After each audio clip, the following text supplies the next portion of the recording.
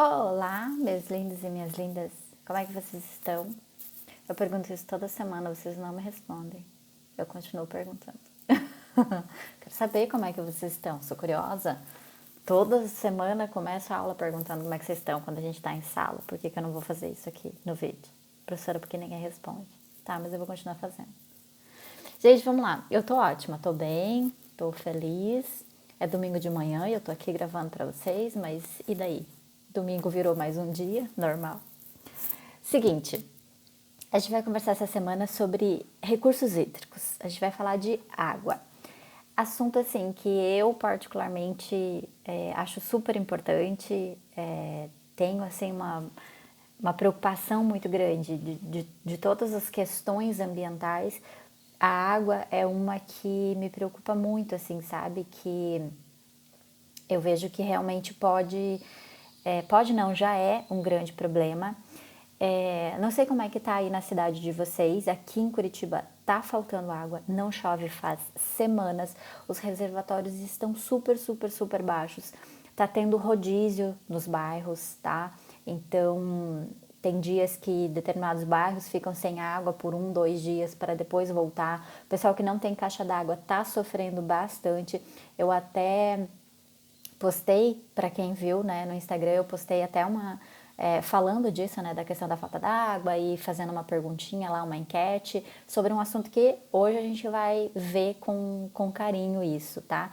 Então, assim, sempre que a gente chega num período de seca, de prolongamento, assim, sem chuva, a gente tem esse problema com água. E até vamos começar falando sobre alguns dados. Se você nunca se preocupou com a questão da água, espero que hoje acenda uma luz aí vermelha na sua cabeça de preocupação, porque é realmente preocupante.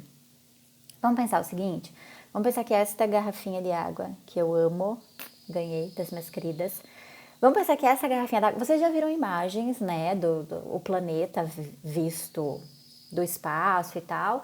A gente chama planeta Terra, mas até tem aquela brincadeira, né? Deveria chamar planeta Água, porque olhando de longe é mais água do que terra, né? A maior parte da superfície do planeta Terra é água. Vamos pensar que esta minha garrafinha de água, que tem 500 ml, que ela representasse toda a água que tem no planeta, tudo, tá? Tudo. Pergunto para vocês, quanto disso aqui seria água doce? Porque a gente sabe que a gente tem muita água nos oceanos, né? Se esta fosse toda a água do planeta Terra, quanto disso seria equivalente à água doce? Hoje eu tô toda ilustrativa. Isto aqui, uma colher de tudo isto seria o equivalente ao que a gente tem de água doce no planeta. Mas não basta eu dizer para vocês que é uma colher, porque é uma colher, professora, veio hoje empolgadíssima, eu vim. É uma colher pequenininha, é uma colher de chá, não é uma colher grande de sopa, é uma colherzinha de chá. Nossa, professora, só isso, de toda aquela garrafinha de 500 ml, só uma colherzinha de chá é equivalente à água doce? Não, gente, é uma colher de açúcar, tá? É a menor das colheres que você encontrar aí na tua casa. Esta seria a água doce que a gente tem neste planeta Terra, que olhando do espaço é só água, tá? Então, é preocupante? É preocupante. A questão da água é uma questão que tem que estar sempre aceso na sua cabeça. E calma, que eu vou piorar essa situação aqui.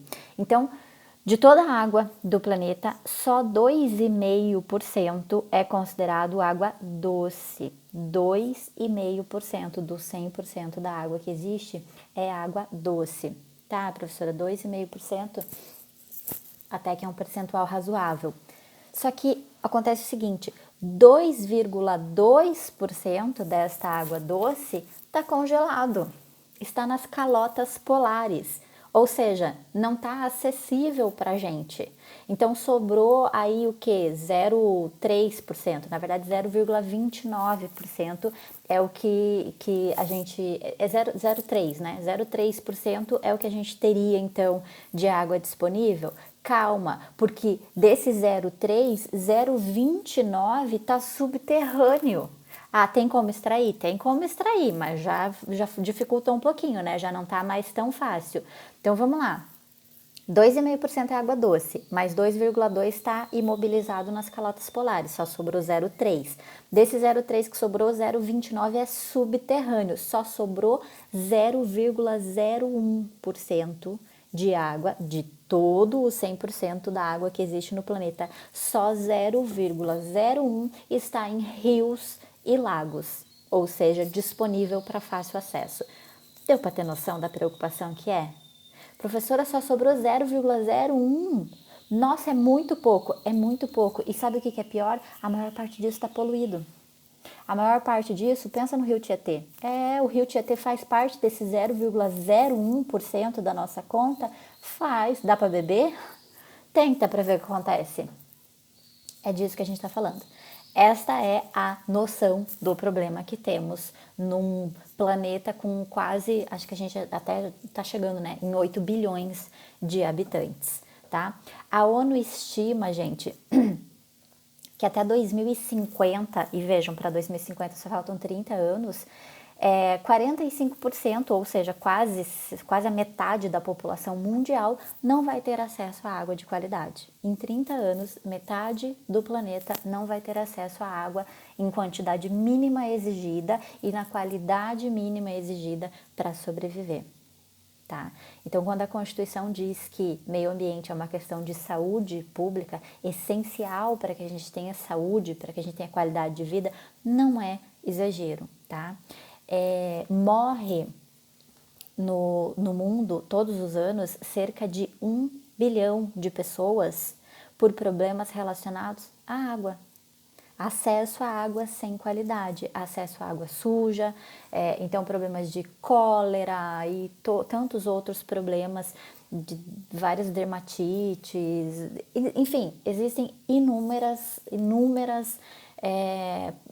questões de saúde decorrentes da falta de acesso à água de qualidade, tá?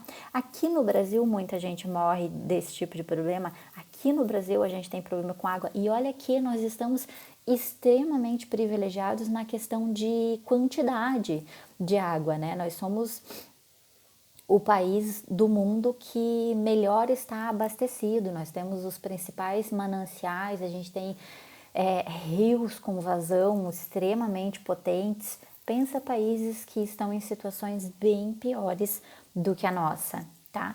Então, pensando nisso, em 1997, a gente cria a Política Nacional de Recursos Hídricos para falar sim sobre água, para falar sim que este é um problema mundial e nacional e nós precisamos tratar com carinho, tá? Então essa parte introdutória é realmente para te chocar. Nos slides eu coloquei até uma imagem que eu espero sim que te choque, porque é para preocupar, é para você pensar nesse assunto e preferencialmente pensar na hora que você botar a mão para ligar o teu chuveiro hoje ou a torneira para escovar os dentes. Eu quero que você lembre da minha imagem falando para você que existe 0,01% de água disponível no planeta e a metade está suja, poluída, contaminada. Então, fica aí estas dicas para você. A professora veio hoje para causar? Vim. Seguinte, vamos falar da Política Nacional de Meio Ambiente? Lei 9433 de 1997. Importantíssimos os dois primeiros artigos, que vão falar sobre os fundamentos e sobre os instrumentos desta lei, tá? A gente vai destrinchar estes dois artigos, a gente vai falar sobre eles com muita calma. Então vamos lá, artigo 1º traz os fundamentos desta lei. Primeiro fundamento, a água é um bem de domínio público. Vamos destrinchar esse assunto? Gente, vamos lá.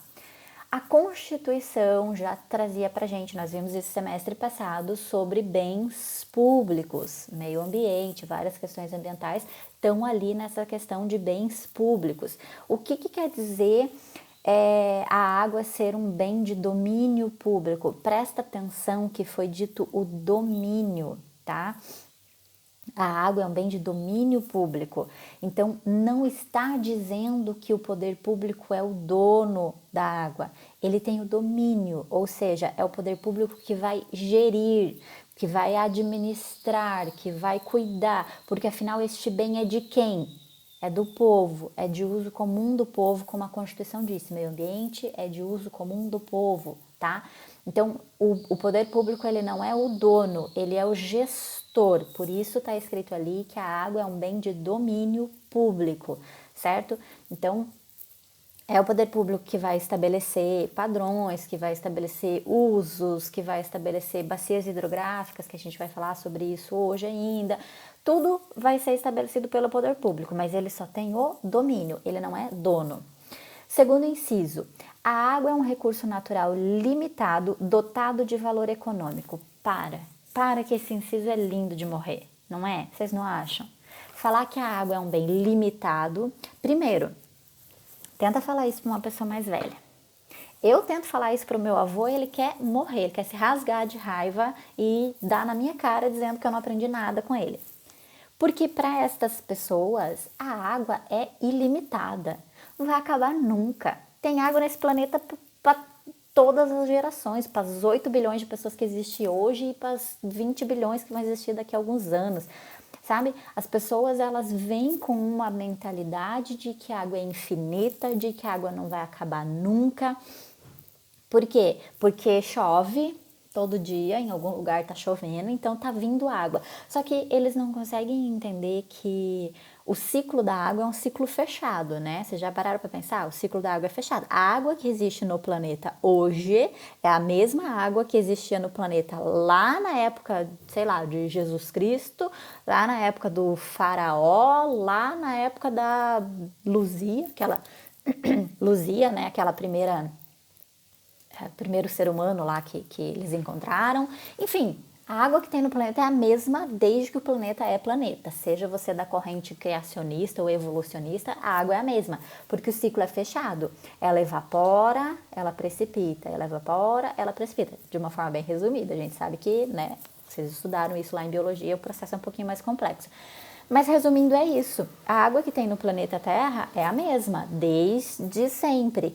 Então, dizer que a água é infinita só porque esse processo é fechado está errado. Por quê? Porque hoje ela pode evaporar uma água doce de um rio e precipitar amanhã no oceano e se tornar uma água salgada que já não serve mais pra gente, tá? Então, e fora o quanto a gente contamina.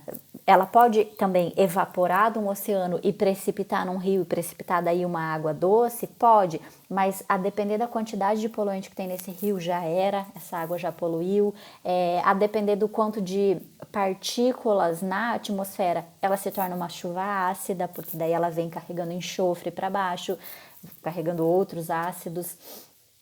Então, gente, a Política Nacional de Recursos Hídricos, ela teve que dizer a água é limitada, ela é um bem finito.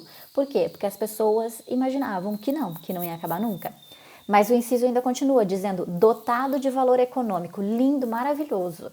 Por quê? Porque a gente vem de uma falsa ideia de que a gente não paga pela água. Vocês já devem ter ouvido falar isso. Vocês já devem ter ouvido falar que quando chega a conta de água na tua casa, você está pagando só pelo serviço de tratamento, né?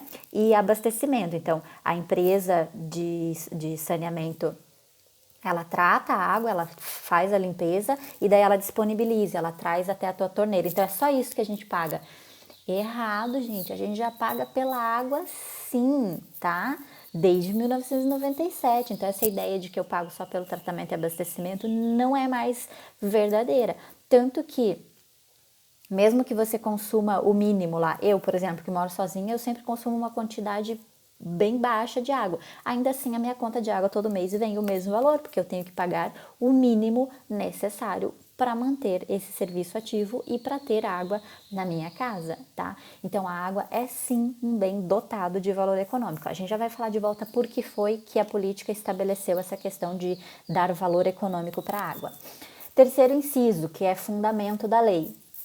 E foi essa que eu coloquei no Instagram para quem acompanhou. Em situações de escassez, o uso prioritário dos recursos hídricos é consumo humano e dessedentação animal. Então a política ela disse o seguinte: vejam, eu dei o exemplo para vocês, né, da situação atual que a gente está vivendo, aqui em Curitiba pelo menos, não sei como é que tá aí na tua cidade, mas em Curitiba a gente está tendo rodízio de água e tudo. É uma situação de escassez? É isso que a política está falando? Ainda não é, tá? A gente está vivendo um período de baixa disponibilidade de água. Então, em períodos de baixa disponibilidade, existem vários mecanismos que podem ser adotados. Um deles, rodízio. Cada dia a gente abastece um grupo de bairros diferentes dentro da cidade. O que a política está falando aqui é situação de escassez, tá? Escassez é mais. Como é que eu vou dizer qual que é a palavra que eu quero usar? É uma situação mais grave ainda do que o que a gente está vivendo. A gente está vivendo um período de baixa disponibilidade. Quando é escassez, é aquele momento que, assim, a gente está próximo ao colapso. A gente está próximo a não ter mais água para ninguém. A gente está vivendo um período de escassez. E aí a política diz: nessa situação em que a gente chega nessa situação de escassez, então a gente agora tem que falar, epa, agora a gente vai realmente priorizar. Priorizar o quê? Consumo humano, tá? E vejam, a política aqui, ela só disse consumo humano, tá? Ela não estabeleceu que tipo de consumo. Então, quer dizer, vai continuar tendo o abastecimento na minha casa, seja para eu tomar banho, para eu cozinhar, para eu beber água, como lavar calçada. Gente, é ruim, é chato ter que falar disso, mas tem pessoas que não têm noção, tá? Tá vendo todo dia noticiar que tá faltando água e tá lavando carro na calçada, sabe? Tá lavando carro, tá lavando calçada, tá lavando coisa que não tem a menor necessidade. Falta um pouco de consciência também de entender que não pode. Mas enfim, a política falou consumo humano, então continuar trazendo água para as pessoas e dessedentação animal, matar a sede dos animais. Até daí o post que eu coloquei no Instagram, a enquete, eu colocava uma das alternativas era irrigação de lavoura e consumo humano ou consumo humano e dessedentação animal. E muita gente caiu nessa porque imaginou que irrigar a lavoura é importante, e é importante, para que a gente tenha alimento. Mas a gente tem que pensar que o ser humano, assim como outros animais, os animais conseguem viver bem mais tempo sem comida do que sem água, né? Então, matar a sede dos animais é mais importante do que irrigar a lavoura, tá? Então, por isso que estava errada a alternativa que dizia irrigar a lavoura. Então, inciso terceiro fundamento da política, em situação de escassez, a gente vai priorizar consumo humano e dessedentação de animais, tirar a sede dos bichinhos. Quarto fundamento, a gestão dos recursos hídricos deve sempre proporcionar o uso múltiplo das águas. O que é dar usos múltiplos para a água? É o seguinte, gente, no mesmo rio, que é um recurso hídrico, né? No mesmo rio, a gente tem que dar vários usos para ele e não simplesmente fechar e dizer assim, não, esse é um rio que a gente vai usar para navegação. Então, como ele é para navegação, ele é só para navegação, ele não é para mais nada. Não pode fazer uso, não pode tirar água para abastecimento público, não pode fazer recreação, não pode fazer mais nada porque a gente usa para navegação. Não, a gente tem que dar vários usos para este mesmo rio. Daí eu vou falar para vocês mais para frente que a gente também estabelece classes de usos da água e a depender do uso prioritário desse rio, qual é o uso mais restritivo. Então, se um mesmo recurso hídrico, ele tem abastecimento humano, ele é utilizado para abastecimento humano, então este é o uso mais restritivo, é o uso que mais exige que a água esteja limpa. Pode permitir recreação? Pode, porque não vai alterar ali a qualidade. Pode permitir navegação? Pode, mas pode permitir despejo de resíduo de saneamento, por exemplo? Aí não, porque aí cada vez que você captar água para abastecimento humano, você vai gastar muito mais com a limpeza do que você gastaria. Então, tem que permitir usos múltiplos para esse recurso hídrico, mas tem que observar qual desses usos é o mais restritivo e fazer com que todos os outros usos que vão ser dados respeitem esse mais restritivo. Quinto fundamento da lei: a bacia hidrográfica é a unidade territorial para a implementação da Política Nacional dos Recursos Hídricos e a atuação do sistema de gerenciamento dos recursos hídricos. Aí no material que eu coloquei para vocês vão ver que eu deixei até um desenho do que é uma bacia hidrográfica para vocês entenderem, tá? Funciona assim: tem o rio principal e um rio, ele sempre vai ter outros rios menores, córregos, que vão chegando nele, vão se juntando, e aí ele vai engrossando, ele vai ficando cada vez maior. Tu que pensa?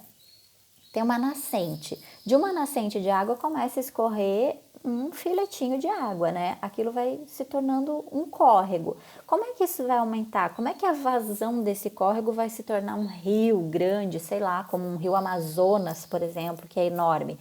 Outros menores têm que aos poucos irem se juntando a ele. Isto é uma bacia hidrográfica, tá?